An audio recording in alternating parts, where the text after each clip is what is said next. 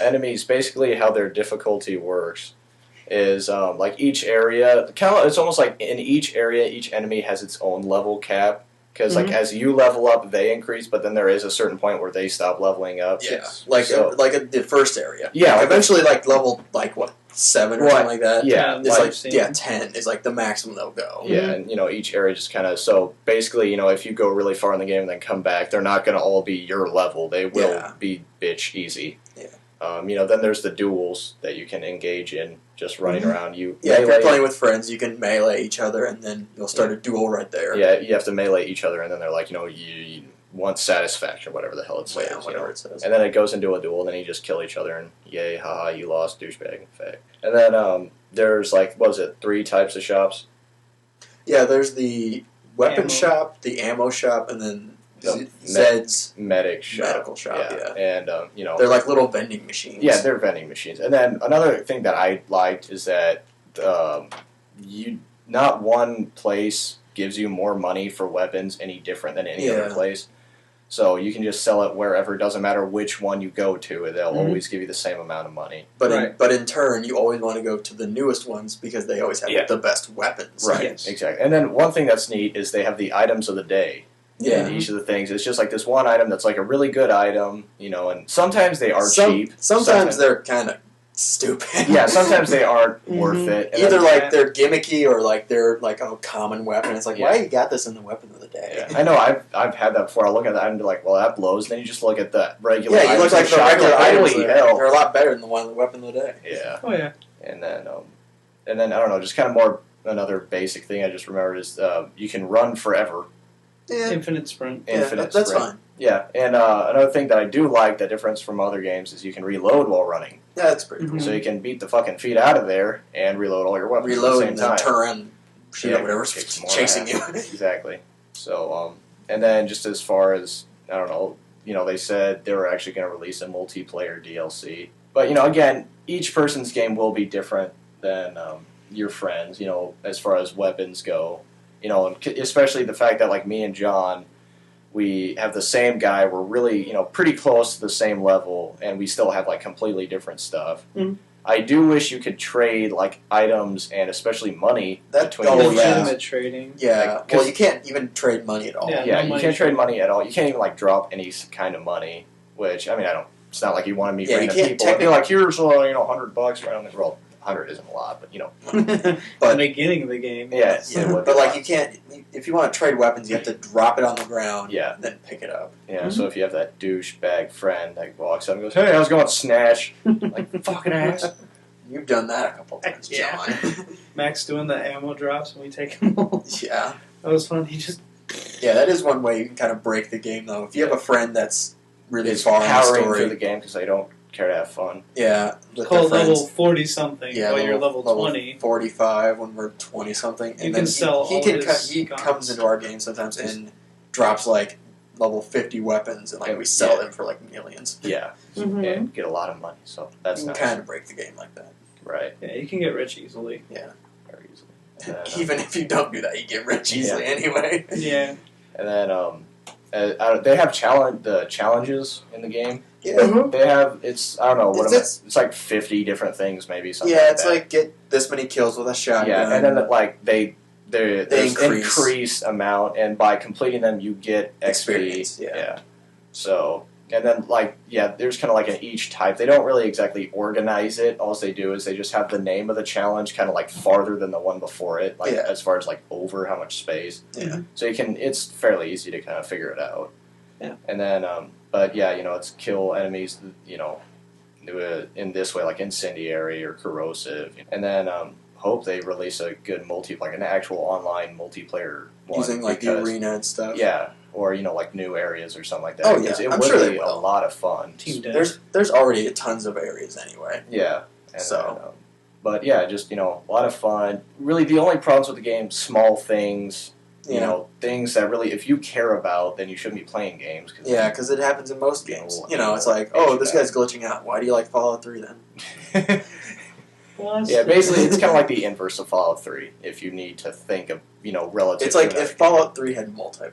Yeah, and then, like, And Fallout 3 is more on the actual cell shaded and tons of guns. Good, and not in third person. One problem that I had is there is a bit of lack of noise in some areas. Yeah. Like your vehicle, like when you first show up, they have this kind of cool thing where in the first town, all these bandits suddenly, like ramp over you, like you hear these, just like mean ass engines, just, and then they ramp into the town, start shooting everywhere, and they go away. You're like, wow, those sound pretty beefy engines. Then you get in it, and it's kind of more like.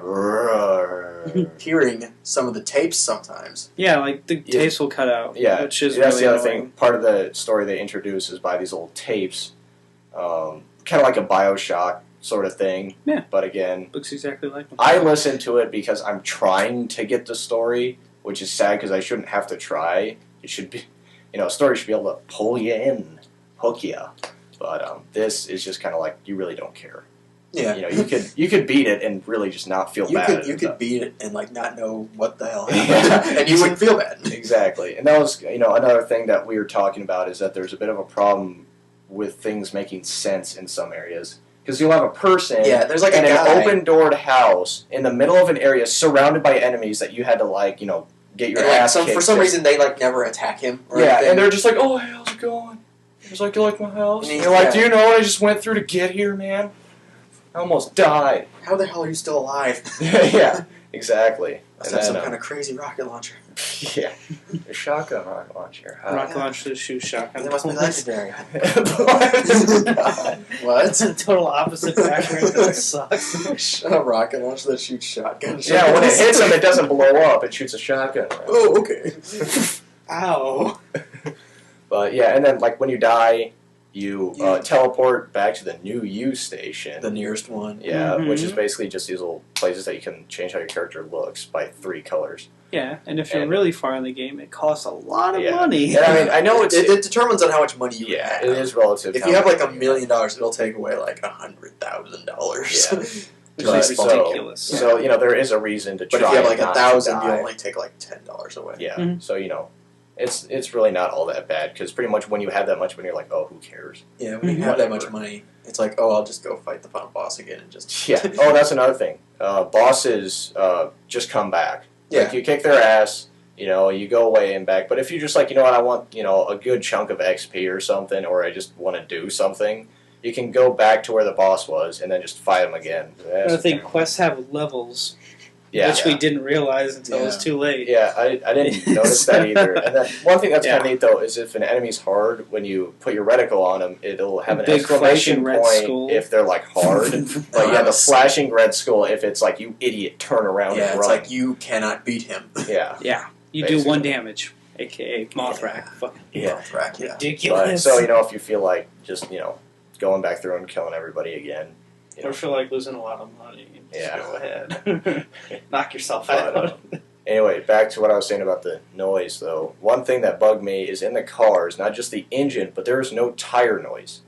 Like, you could be on the road or on the dirt, and there isn't like a... I didn't even realize that. Yeah, but still. But way to point that out. That's a lot. Hey, I'm sorry, but ruined. It would be... Never drive again. Oh, that sucks for you. But, don't do it anyway. Yeah, just run everywhere. Yeah. But, run infinitely everywhere. But, yeah, and then another thing, though this one is kind of a problem, your enemies don't have any foot noise, because sometimes I have had them run around behind me, and they won't, because usually they make, some kind of laugh or something, like, I'm gonna get you, ha ha ha.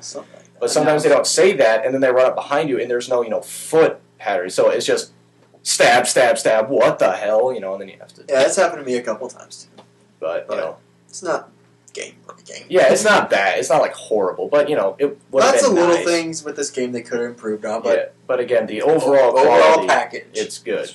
And, they do capture the general ambiance of the game, like music when you're running around, Music when you're fighting is... Yeah. It increase. It has the dramatic epic. Music when you start fighting and stuff, and then when you're running around, it's more like the Western kind of, banjo music, which for some reason they also kind of add in some bongo drums. But it sounds good though. I mean, I'm not saying it's bad. It just works, But so yeah, overall, good game. Oh, but of course, points. I'm gonna give it a 9.5. I liked it. I can tell I'm going to play it for a long time. And especially if they keep releasing DLCs, I'm going to be an idiot and keep buying them. Oh, yeah. 9.5, yeah, definitely. I mean, everything about it, bar a few little minor things. That's an amazing game. Yeah. John. Nice. I give it a 9, definitely. Okay.